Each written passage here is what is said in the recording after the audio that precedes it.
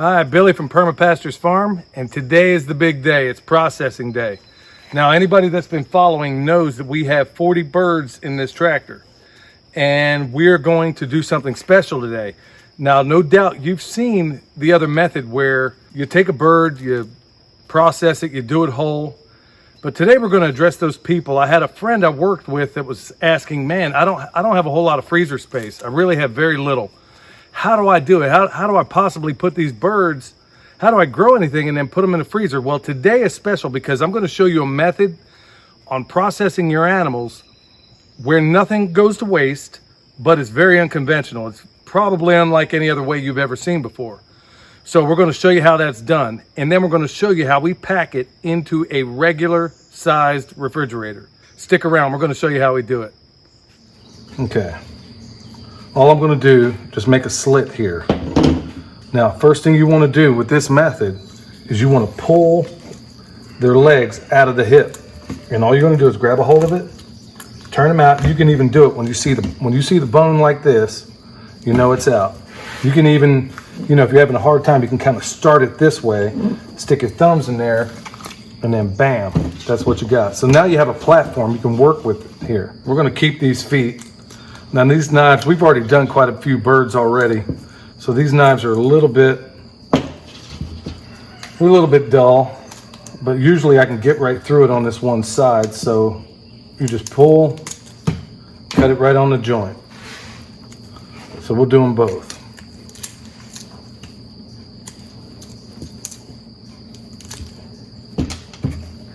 Get the feet out of the way.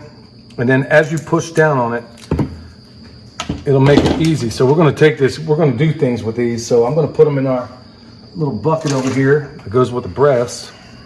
Now, typically I would take my boning knife and go right down that keel bone, right down that center of the breast, right?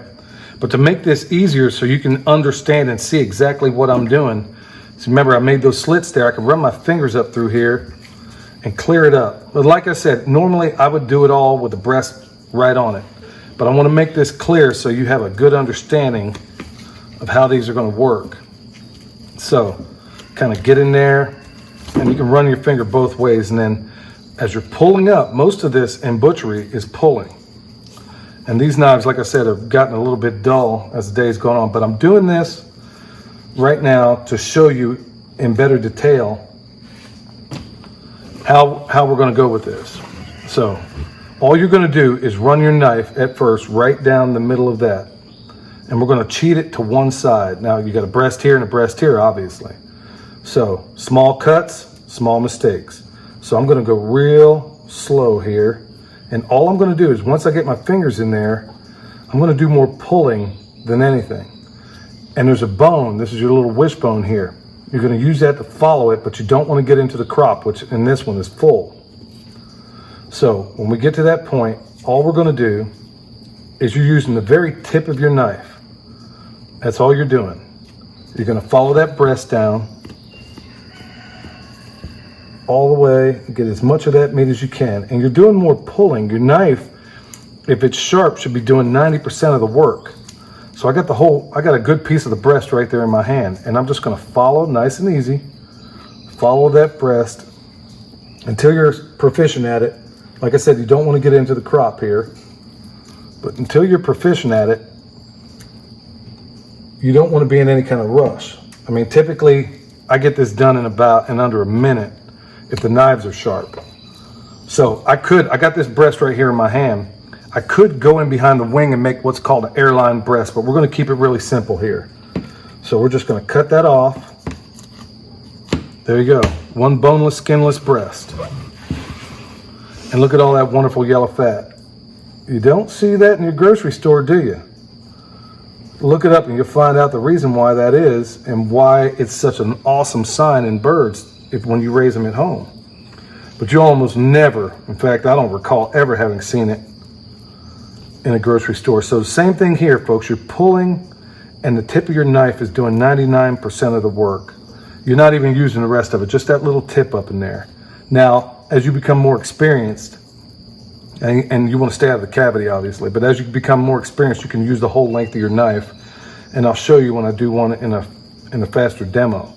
So there's the edge of that bone there. We're gonna cut on the outside of it, and I'm just pulling.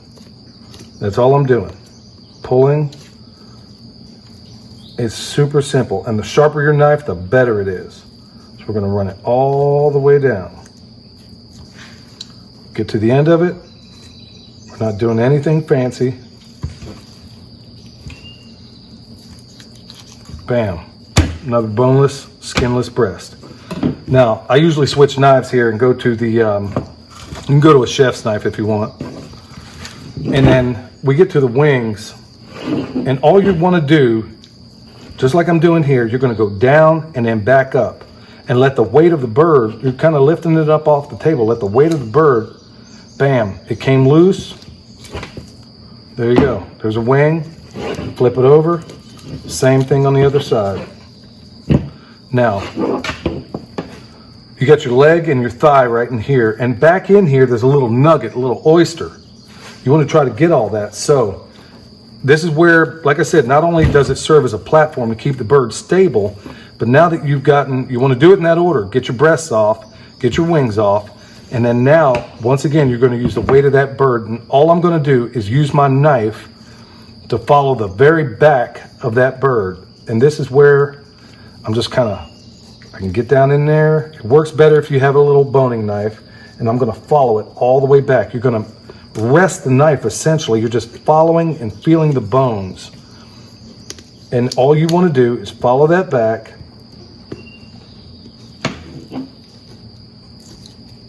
And then you're going to rest your knife. You want to try to get all that meat, folks. If it weighs, it pays. Now, I could go one further. Now, you could separate the leg from the thigh. If you look at this little fat line right in there, you can kind of feel it with your hand. If I wanted, I could go ahead and cut it here and separate those. But because of how we do our packaging, I'm not going to do that. But it is simple. Because of our packaging, we don't worry about that because we normally cook those together. And then with the other side, same exact thing. And like I said, do not, that is the best part in my opinion on the entire bird, is that little nugget there. And then you're going to rest your knife, run it all the way back. There you go. You got your two thighs. Got your two thighs and legs, boneless, skinless breast. You could leave the skin on and take it off later, and then you got your two wings. So now you're left with a carcass. Now, what are we going to do with this? In our particular case, we're either going to compost this or it's going to go to the pigs, which it'll probably go to the pigs here in a minute. We take this, put it in our scrap bucket, and then over here we have well water that is plenty cool enough. We're going to take our boneless, skinless breasts. They go in one bucket, which has a little bit of apple cider vinegar in there. Our two wings go in here. Two thighs go in here. We're gonna let that cool off, and it happens in record time when you don't have a whole bird in it. So that's it in a nutshell. Okay, so wrapping them up. This, believe it or not, folks, is of profound importance. Had we been more prepared, I would have had the industrial plastic wrap. So it's okay if you don't have it.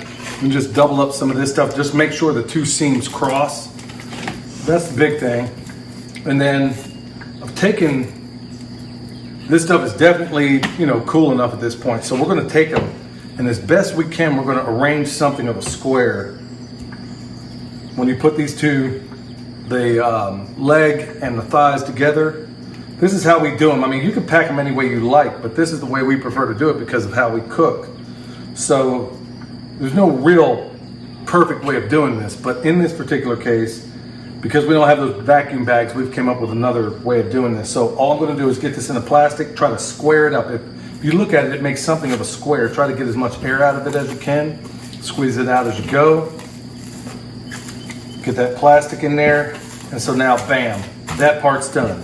Now, I know what's in here, and of course we'll write on it eventually, but here's the most critical part, because it's gonna seem counterintuitive in the way I roll this up, but this is how we do it in the butcher shop. Like I said, once again, always get it longer than you think. Put it down.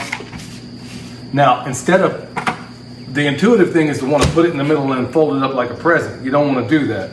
So you're going to start back into it, take it into one corner. and then aim it as if you're going to go from one corner to the other, because that's exactly what you're going to do. You can arrange it a little bit that way. So you're going to put your paper over, get it tight, pull this side in, make it tight. You're going to roll it once, bring this other side in, and then roll it all the way out. You can dress it up as you go, but that's essentially it right there. So we get a little tape on this.